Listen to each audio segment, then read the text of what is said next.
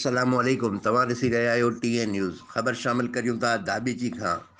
साफ़ थी पैगम्बरी पेशो आहे, उन जो सही इस्तेमालु करणु खपे, छाकाणि त मज़लूम माण्हुनि जो आवाज़ु आला ऐवान ताईं साफ़ ई पहुचाइनि था। जयप्रकाश।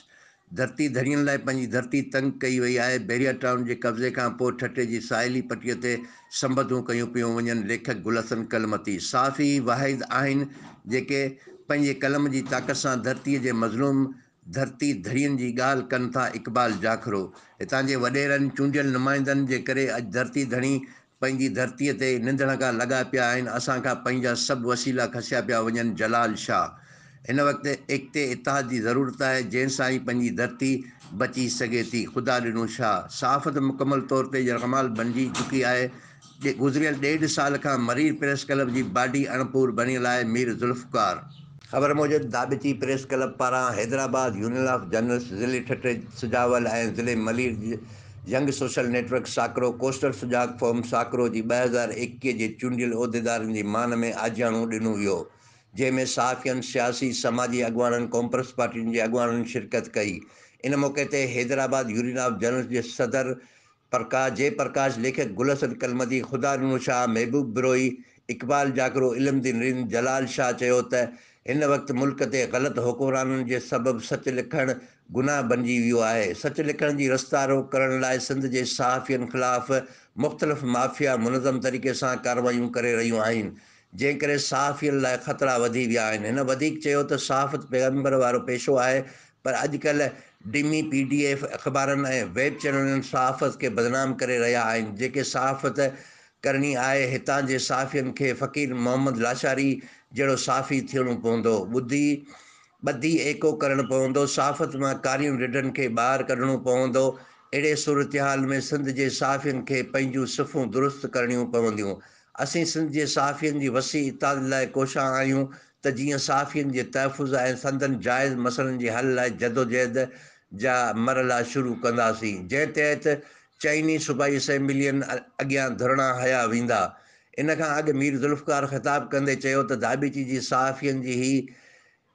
सहाफ़ियनि जे कावश सारा जोगी आहे, जंहिं तरीक़े सां ठठो सुजावल ऐं मलीर जे सहाफ़ियनि खे हिकु हंधि गॾु करे मज़बूत इतिहाद जा बुनियाद विधा आहिनि।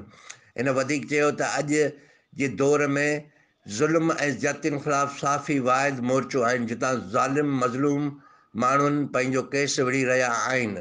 अहिड़ी सूरतहाल में हुकुमरान तबिके समेत समाज दुश्मन दुनियूं बि सहाफ़ियनि ख़िलाफ़ कात कुआड़ा खणी मैदान में लथल आहिनि। ॿिए तरफ़ सहाफ़त खे कारोबार बणाइण वारा रवश हक़ सच जी सहाफ़त कंदड़ सहाफ़ियनि जे लाइ मुश्किलातुनि में इज़ाफ़ो थी रहियो आहे।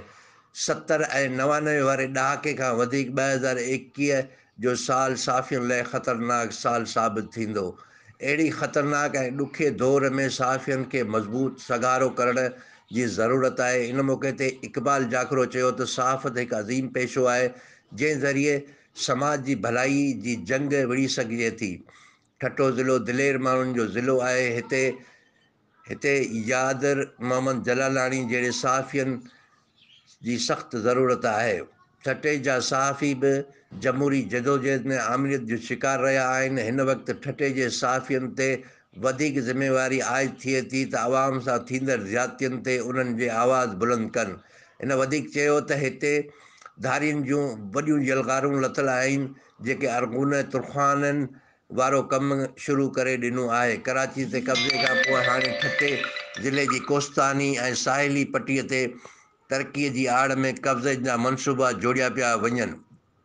हिते ज़ुल्फ़कार आबाद, बैरिया टाउन जहिड़ा मनसूबा जोड़ण लाइ सॼी ज़मीनूं भुॻड़नि मुठधारियुनि जे हवाले कयूं पियूं वञनि ऐं असां लाइ धरती तंग कई पई वञे। इन लाइ हाणे धरती धणियुनि खे सुजाग थी अमली मैदान में लहिणो पवंदो। सुभाणे ईअं न त किताबनि में लिखिजे हुई त सिंधी क़ौम हुआ, सिंधी ॿोली हुई। इन मौक़े ते अब्दुल गनी बगियार, फरीद लाखो, गुलशाह, जानी हास्किली, गौस बख्श बुझो, वहीद सियाल, रबनवाज़ मस्तोई, शबीर भट्टी, रहमतुल्लाह छुट्टो, वहीद ज़ऊर, रशीद जाखरो, अब्दुल रज़ाक कलमती, हैदर जोगी, अब्दुल्ला राणू, अब्दुल अज़ीम सोलंगी, फ़कीर नबी बख्श बलोच, सिकंदर बलोच, शाहिद मरी, मलूक मरी, साफ़ ख़ान कलमती, नबील रिंद, असगर जत, आसिफ जोखियो, गनी खसकिली, जावेद जोखियो, शबीर ज़मान जोखियो, उस्मान कुंभार, फैज़ सिंधी, कादर मोले पोटो, इस्माइल रिंद, बचायो कलमती, आसिफ जोखियो, अहमद अली शहजादो, सलेमान जोखियो, शाहजहां ख़ान पठान, अमानत अली, हाफ़िज़ ग़ुलाम हुसैन पंवर, शाहनवाज़ जत, अज़ीज़ लाचारी, बाबू भाई समेत सवें माण्हुनि जी शिरकत कई। कैमरा टीम सां गॾु शाहिद समूह, TN न्यूज़।